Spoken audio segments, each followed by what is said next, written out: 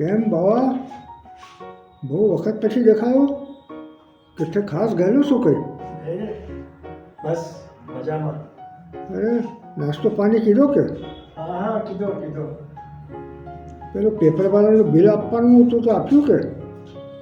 તે મમ્મા જાને પેપરવાળાનું બિલ. ઓહો ઇલેક્ટ્રિક બિલ આપવાનું છે. તેરી મમ્મા જાને.